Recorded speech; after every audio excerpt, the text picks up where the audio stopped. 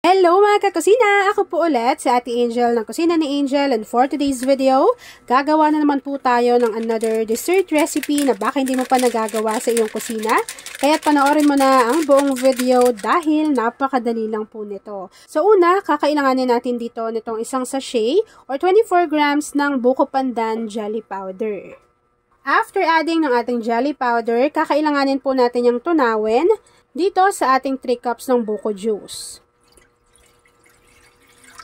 After adding ng ating buko juice, tunawin lang po muna natin ng maigi yung ating buko pandan jelly powder. And take note po na hindi pa nakabukas yung apoy sa ating kalan. Buko juice yung ginamit ko para po lasang-lasa talaga yung buko. After mixing, kakailanganin po natin dito ng 1 can or 380 grams ng Marie Evaporada. Ito po ay mura at malasa na rin. Alam niyo po ba na pwedeng-pwede niyo yung mahanap sa palengke o kaya sa kahit anumang grocery store. Ayan, murang-mura lang yan mga kakusina, kaya ito na ang ginagamit ni atin yung Angel. Lalagay lang natin to dito sa ating kasirola. Diba? Tignan nyo naman yun, diba? Sobrang creamy ng ating evaporated milk. So, ito na po yung ginagamit ni atin yung Angel. Subukan nyo na rin yan mga kakusina. Kapag nailagay na natin yung ating evaporated milk, hindi yan magiging kompleto kung hindi tayo maglalagay ng Marie Condensada. Ito po ay meron siyang 1 kilo pero 1 cup lang po yung kukunin natin dito. Dahil kay Marie, ito po ay krema sarap at krema sulit. So, ilalagay lang po natin to dito. 1 cup lang yan. Ako sa mga recipe videos ko, usually almost 4 cups yung nakukuha kong condensed milk dun. Sa 1 kilo nila. After adding ng ating condensed milk, maglagay tayo at least half teaspoon ng vanilla essence or vanilla extract. At kapag napagsama-sama na natin yan, dito sa ating kasirola, haluin lang po natin ito ng maigi hanggang sa mag-combine yung inilagay nating mga ingredients. After mixing, maglalagay naman po tayo dito ng 2 cup nitong buko meat. So, ilagay lang din natin yan dito. Nasa sa inyo naman po kung gusto ninyong damihan yung buko. After adding ng ating buko, haluin lang po natin to.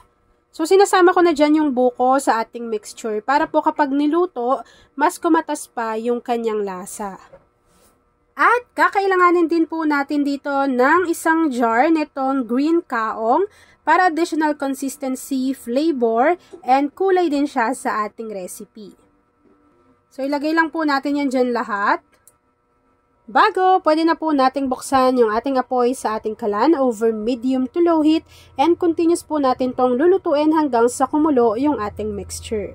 Habang hinahalo ko yan dyan mga kakusina at hinihintay po natin yung kumulo, please don't forget to like and follow yung ating Facebook page, Kusina ni Angel. Kung meron ka ring Instagram, paki-follow na rin ako doon, Kusina ni Angel. Kung gusto mong matuto pa ng iba pang mga recipes o kaya naman gusto mong mag-share ng mga niluluto mo everyday, pwede kang sumali sa ating Facebook group. Andyan lang po yan sa ating Facebook page. Overload yung ating sahog dito sa ating mixture. Ikaw din ba, kakusina, ay isa din sa dessert lover, buko lover? I-share mo na yung ating video and mag-comment ka sa ating comment box section kung taga saan ka nanonood at ilagay mo na rin ang Hello Ate Angel. Bakit nga ba mahal kita kahit na may mahal ka ng iba? Ba't baliw na baliw ako sa'yo? Hanggang kailan ako magtitiis? O bakit nga ba mahal kita? Grabing sahog.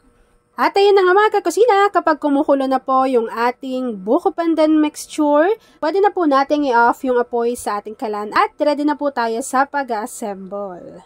Para naman sa pag-assemble ng ating recipe, meron tayo ditong microwavable tub na meron siyang 750 ml. So una, maglagay lang muna tayo ng tig-konting cream dito sa ating lagayan. After nun, kakailanganin po natin dito ng tig-2 piraso ng graham crackers. After adding ng ating graham crackers, maglagay ulit tayo ng mixture pero this time, mas marami po. Ayan. Grabe, no? Overload yung ating buko pandan mixture. Maglagay ulit tayo ng 2 graham crackers. Ayan. Tapos ayusin nyo na lang. So, maglagay po ulit tayo ng mixture. Grabe. Ang daming sahog. Kapag naisali na po natin to dito sa ating lagayan, hihintayin lang po natin itong mag-set, mag-firm, lumamig. And then after po nun, papakita ko na sa inyo kung ano yung natapos nating easy dessert recipe. At ayun na mga kakusina, once na nag-set na or nag-firm na yung ating recipe, this time, pwede na po natin tong i-enjoy. At ayun na mga kakusina, tapos na po ang ating easy dessert recipe na buko pandan graham ref cake. Kung nagustuhan mo yung ating video, please like and share this video. At kung hindi ka pa nakakapag-subscribe sa aking YouTube channel na Kusina ni Angel, please click subscribe button, click mo na yung notification bell, click all para lagi kang updated sa bawat ina-upload kong mga videos. Yan lang mga kakusina. Thanks for watching and enjoy this video. Share mo na yung ating video lalo na kung isa ka sa dessert lover.